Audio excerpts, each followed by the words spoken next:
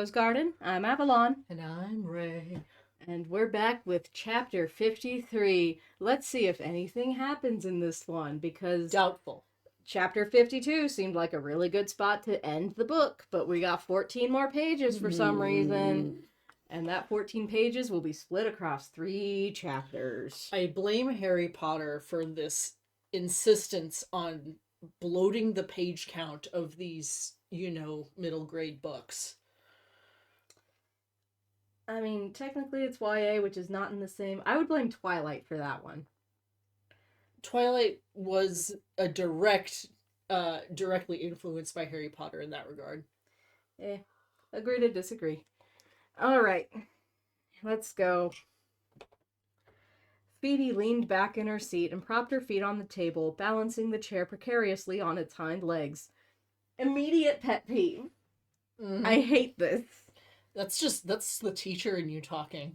It is, because they always fall down eventually. Yeah. And then they're like all embarrassed or they get hurt, and I'm like, yeah, dude, that's why we got the 4 on the floor rule. Yeah, I got the same. Stop doing that. I got the same thing, except it always ends in crying because I work with significantly smaller kids than you do. Yeah, and I'm just all like, I told you not to. You're crying now because you did something stupid. And obviously we don't say that to the students, no. But it gets difficult to restrain yourself sometimes when it keeps happening over and over and over with the same kid, and you keep reminding them, remember what happened last time? It wasn't fun. It wasn't good for anybody. The whole class had to stop and address this, so it took time out of everyone's day, and you got hurt, and we would all really rather that not happen again. See, I don't say that specifically what I said, because, that would be mean, but I do say, did I tell you to stop? Next time, remember that. Yeah, please listen. I swear, despite what media has told you, teachers are not out here trying to stifle your freedom of expression, okay? We are trying to stop you from getting hurt. I offer flexible seating. If you need to get up, you can get up. I do not glue my students' bottoms to their seats. Like, if you're got a stim, you need to get up and move, fine. I will let you do that. It's fine, just tell me. You don't even have to tell me. I teach ASL so that you don't even have to waste the words. You could just give me a quick sign, and I will sign back to you. Yes, you can get up and walk around at the back of the room if you need to move. Because I get it. I've been that kid. I understand that sometimes you just want to rock back and forth really bad, but you can't do it in these chairs. Anyway. We're right out of the gate. We're right out of the gate with this. I'm so mad. Let's go. She savored the stretch and release of tension in her stiff muscles and turned the page in the book she was holding aloft. Fleetfoot dozed beneath the table, snoring faintly. Outside, the sunny afternoon had transformed the snow into dripping, shimmering water that cast light about the whole bedroom. Her injuries had stopped being so irksome, but she still couldn't walk without limping. With any luck, she'd start running again soon. It had been a week since the duel. Philippa was already busy with the task of cleaning out Phoebe's closet to accommodate more clothing. Oh, Philippa's back. Yay. She just disappeared. All the clothing Phoebe planned to buy when she was free to venture into Rifthold and do some shopping for herself, once she had her outrageous salary as the King's champion, which she'd hopefully start receiving as soon as she signed her contract, whenever that would be. With Philippa occupied, Nehemia and Dorian had taken to attending her, and the prince often read aloud to her long into the night. When she finally did sleep, her dreams were filled with archaic words and long-forgotten faces, with word marks that glowed blue, with the king, and with a dead army summoned from the realms of hell. Upon waking, she did her best to forget them, especially the magic. So I guess that Eye of Elena thing really is just pointless. Yeah. Didn't do shit. Yeah. Her doorknob clicked and her heart leapt into her throat. Was it time to finally sign her contract with the king? But it wasn't Dorian or Nehemia, nor even a page. The world stopped when Chaol entered instead. There he is, my boy. All right, Chaol, you get 1, maybe 2 more scenes in this book. Better make them count. Fleetfoot rushed to him, tail wagging. Phoebe almost fell out of her chair. I told you, bitch! I told you about the chair. I told you 4 on the floor. Play stupid games, win stupid prizes. They never listen. They never learn. Listen. God. Anyway. Ugh.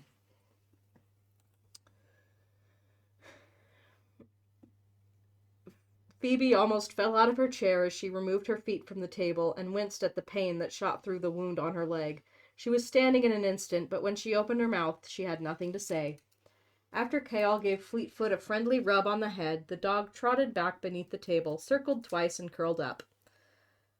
Why wouldn't he move from the doorway? Phoebe glanced at her nightgown and blushed as she noticed him staring at her bare legs. Oh, scandalous. How are your injuries? He asked. His voice was soft, and she realized he wasn't staring at the amount of skin she was showing, but rather the bandage wrapped around her thigh. How short is this nightgown? It's winter! I'm all right, she said quickly. She's wearing protagonist clothes. Whatever she wears is perfectly suited to any weather, even if it's like skimpy little lingerie. The bandage is just to elicit sympathy now. She tried to smile but failed. I haven't seen you in a week. It had felt like a lifetime. Have you? Are you all right? His brown eyes met hers. Suddenly she was back at the duel, prostrate on the ground, Kane laughing behind her, but all she could see, all she could hear, was Chaol as he knelt and reached for her.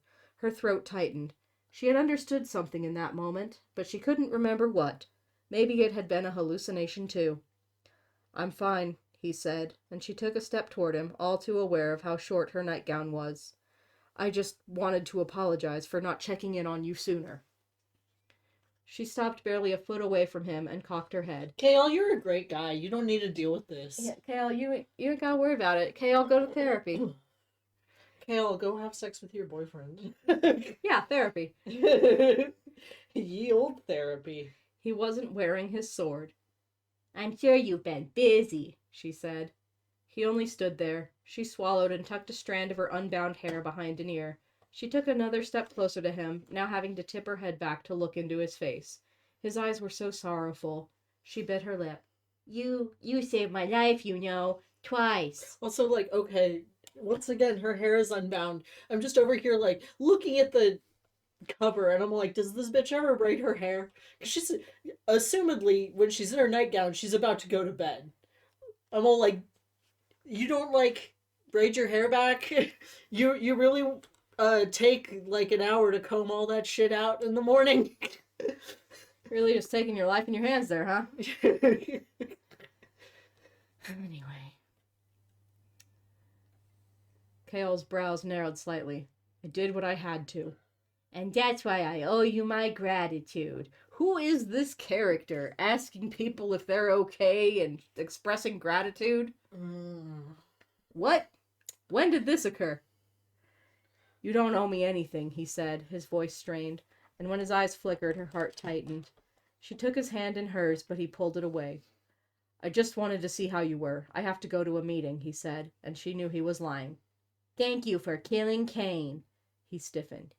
I still remember how it felt when I made my first kill. It wasn't easy. This is bullshit. This should not be his first kill. Absolutely should not be his first kill. He is the captain of the guard. Of an imperialistic fascist regime. Specifically. Absolutely not his first kill. But okay. He dropped his gaze to the floor. That's why I can't stop thinking about it. Because it was easy. I just took my sword and killed him. I wanted to kill him. He pinned her with his stare. He knew about your parents. How? I don't know, she lied. She knew very well. Kane's access to the other worlds, to the in-between, to whatever all that nonsense was. All that nonsense. Had given him the ability to see into her mind, her memories, her soul. Beyond, perhaps. A chill went through her. Okay. Alright, whatever. Not like it's gonna matter, he's dead. That sure got hand waved away. Chaol's face softened. I'm sorry they died like that. She shut down everything but her voice as she said, It was very long ago. It had been raining, and I thought the dampness on their bed as I climbed in was from the open window. I awoke the next morning and realized it wasn't rain. She took a jagged breath, one that erased the feeling of their blood on her skin. Arab and Hamel found me soon after that. I'm still sorry, he said. It was very long ago, she repeated. I don't even remember what they looked like. That was another lie. She remembered every detail of her parents' faces. Why even bother lying at this point? Yeah, like, to what end? Sometimes I forget they ever existed. He nodded, more to confirm that he'd heard her than that he understood. More like he didn't believe her ass. I don't think anyone would believe her ass. Especially with how she reacted to, like, Kane taunting her about her parents. It's all like, yeah, sure, bitch, whatever. Yeah, you definitely don't care. You definitely don't care. Don't even really remember their faces. You're so edgy. What you did for me, Chaol, she tried again. Not even with Kane, but when you... I have to go, he interrupted, and half turned away. Chaol, she said, grabbing his hand and whirling him to face her. She only saw the haunted gleam in his eyes before she threw her arms around his neck and held him tightly. He straightened, but she crushed her body into his, even though it still aggravated her wounds to do so. Then, after a moment, his arms wrapped around her, keeping her close to him, so close that as she shut her eyes and breathed him in, she couldn't tell where he ended and she began. She's still dating the prince at this point, BT dubs. And I'm just over here like, you know... If I didn't know that SJM was going to pair her up with Chaol for a bit later, I would be all like, oh, so, like, this would be a really good friend moment. But no. But no, she's dating the prince, and she's been building up romantic tension with Chaol as well. And I'm just over here like, my God, I hate heterosexuals. Yeah. His breath was warm on her neck as he bent his head, resting his cheek against her hair. Her heart beat so quickly, and yet she felt utterly calm, as if she could have stayed there forever and not minded, stayed there forever and let the world fall apart around them. Why is it all so dramatic every single time? Why couldn't we just leave it as, stay there and feel calm? And it's, no, we gotta, as the world falls apart around us, it's like... Why is it always, like, the world coming undone or falling apart or galaxies ripping into, you know, like, why is it always some mass... Why can't a nice, calm moment just be calm? Yeah. It's all like, they're saying that she's calm, but they're not providing, like, calm imagery to go with that. It's always, like, dramatic, and I'm all like, no, if you say something is calm... You can maybe comment on the peaceful quiet of the room or something like that. This is very tonally dissonant. Yeah. And I just know that someone out there is thinking, well, it's for teenagers and teenagers are dramatic. Not like this. Yeah, it's all like, you know, just if you want to make it passionate, make it passionate. If you want to make it calm, make it calm. Don't do both at the same time. Yeah, don't try to do both at the same time because it ends up being neither. It just ends up being kind of badly written. Just a cliche. Yeah. Oh, I want to... If the world was ending, I want to be next to you. Literally, it's that song, right? It's just... It's that. And it's so overdone. Yeah. Let her have a different dynamic with Chaol than she has with Dorian. Oh, heterosexuals don't know how to write a different dynamic. Yeah, no. It's always the same dynamic. Just, oh, we snark at each other and get on each other's nerves, but secretly we find each other hot. And I'm just all like... Hate it. Listen, I love banter as much as the next person. but people can have different kinds of romance. Banter is not the be-all, end-all. Yes. Anyway. And banter should not be the entire relationship. She pictured his fingers pushing against that line of chalk, reaching for her despite the barrier between them. Is everything all right? Dorian's voice sounded from the doorway. Chaol pulled away from her so fast that she nearly stumbled back. Everything's fine, he said, squaring his shoulders. The air had turned cold, and Phoebe's skin prickled as his warmth vacated her body. She had a hard time looking at Dorian as Chaol nodded to the prince and left her chambers. Dorian faced her as Chaol left, but Phoebe remained watching the door, even after Chaol had shut it behind him. I don't think he's recovered well from killing Cain, Dorian said. Hey, good on you being concerned for your boyfriend more than being jealous about whatever that was. Rare Dorian W moment. Yeah. Obviously, she snapped. Dorian raised his brows, and she sighed. I'm sorry. You two looked like you were in the middle of something, Dorian said cautiously. It's nothing. I just felt bad for him is all. I wish he hadn't run off that quickly. I have some good news. Her stomach twisted. We're getting married. No. My father stopped dragging his feet about drawing up your contract. You're to sign it in his council chamber tomorrow. You mean I'm officially the king's champion? It turns out he doesn't hate you as much as he let on. It's a miracle he didn't make you wait longer, Dorian winked. 4 years. 4 years of servitude, and then she'd be free. Why had Chaol left so soon? She looked to the door, wondering if she could catch him in the hall. Like, Dorian's being pretty chill about this. He's like, aw, Chaol's gone? Man. My boyfriend. Aww. That's also how I feel when Chaol leaves the scene. I'm like, no, Chaol, come back. You're the holder of the brain cell. We can't do this without you. You're like the one character other than Nehemia that I can tolerate, and Nehemia's not in this chapter. Anyway, we're almost done. Dorian put his hands on her waist. I suppose this means we'll be stuck with each other for a while longer. He lowered his face to hers. He kissed her, but she stepped out of his arms. Dorian, I'm the king's champion. She choked on a laugh as she said it. Yes, you are, Dorian replied, approaching her again. Yeah, anyway. But she kept her distance as she looked out the window to the dazzling day beyond. The world was wide open and hers for the taking. She could step over that white line. Not for another 4 years, you can't. She shifted her gaze to him. I can't be with you if I'm the king's champion. Really? Really? The fuck you can't? A, the fuck you can't. B, you knew that the whole time. And C, I'm really bothered that if she's gonna end things with him here, this is her reasoning, and she's not even, like, thinking about that moment with Chaol.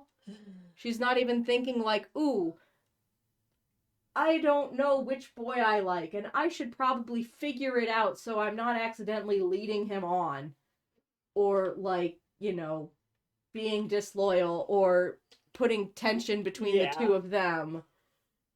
It's, oh, well, you know, I can't because I'm the king's champion. It's all about me. Of course you can. We'll still have to keep it a secret, but I have enough secrets. I don't need another one. So I'll find a way to tell my father and mother. He went slightly. To what end? Dorian, I'm your father's minion. You're the crown prince. It was true. And if this relationship became something more, then it would only complicate matters when she eventually left the castle. Bullshit. Not to mention the complications of being with Dorian while she served as his father's champion. Bullshit. And whether he admitted it or not, Dorian had his own obligations to fulfill. Though she wanted him, though she cared for him, she knew a lasting relationship wouldn't end well, not when he was the heir to the throne.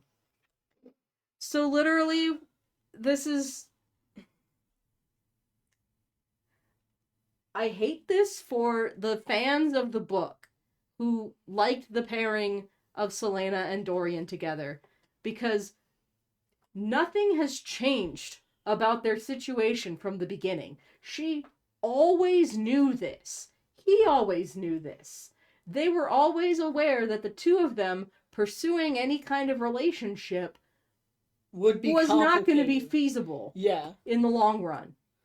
And rather than just have that fact be building up the tension between them, they have been basically dating for like the back half of this book. And now, right at the end, out of basically fucking nowhere, because this is not new information, the people who actually liked this ship are getting the rug pulled out from under them, and she is breaking up with him. And it's like, dude, what the And again, her feelings for Chaol, not mentioned. Chaol is not mentioned again after he leaves. This really comes off as like SJM was writing the story and decided near the end that she actually kind of liked Selena and Chaol more. And she's all like, oh, well, and then they broke up. Okay. And I'm just like, okay. Because, like,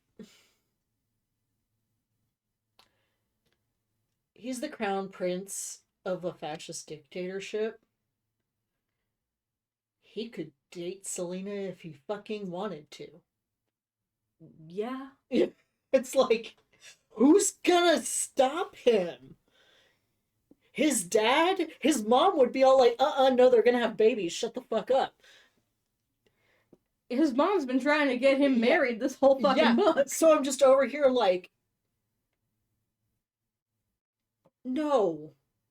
That's stupid. Anyway. Let's just continue. Ugh. At least something happened in this chapter. It was stupid, but it happened. I was honestly worried that we were just, smash cut to the second book and they broke up off screen. As so many other things happen off screen. Might have well have happened, honestly. His eyes darkened. Are you saying you don't want to be with me? I'm saying that I'm going to leave in 4 years, and I don't know how this could possibly end well for either of us. I'm saying I don't want to think about the options. The sunlight warmed her skin, and the weight around her shoulders drifted away. I'm saying that in 4 years I'm going to be free, and I've never been free in my entire life. Her smile grew. And I want to know what that feels like. Okay, this feels too mature for the character as we've seen her up to this point. Yeah. Like, being able to acknowledge, like, yeah, I'm out of here in 4 years. I don't think a long-term relationship is gonna work out.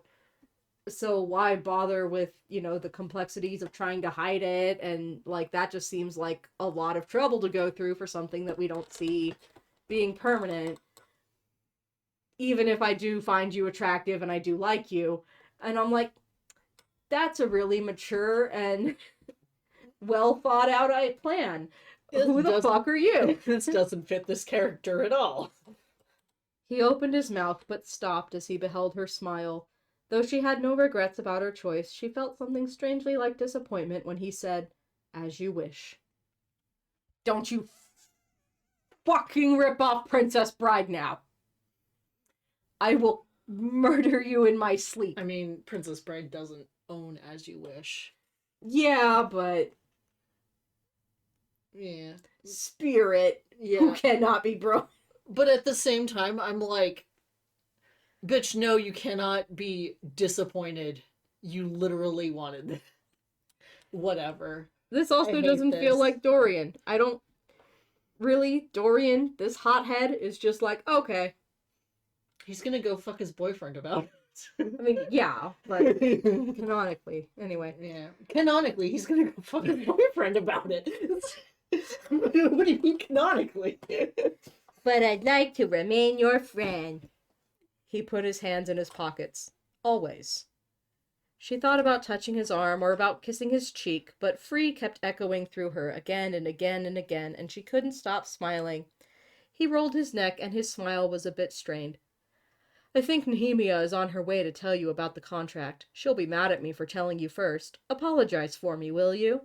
He paused when he opened the door, his hand still upon the knob. Congratulations, Phoebe, he said quietly. Before she could reply, he shut the door and left.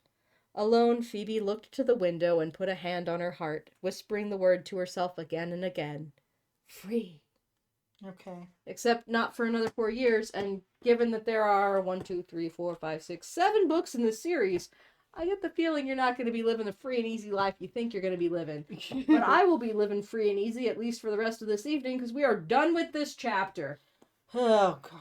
We only have 2 more chapters to go, and then the extras, and then we're done, and we could start recording Cinderella Boy, which will be an earnest effort at voice acting something that we enjoy reading. You can rest your harpy shrills. Yeah, I won't be doing any harpy shrills. Like, the closest I'll be doing to harpy shrills will be Prunella, and I'm working... Okay, because when we started doing the read aloud of Cinderella Boy just to each other... Yeah, it was just between us. You know, I was kind of doing some joke voices, so I kind of used the voice that I use for Winnie. Yeah. For Prunella. Which is a bit,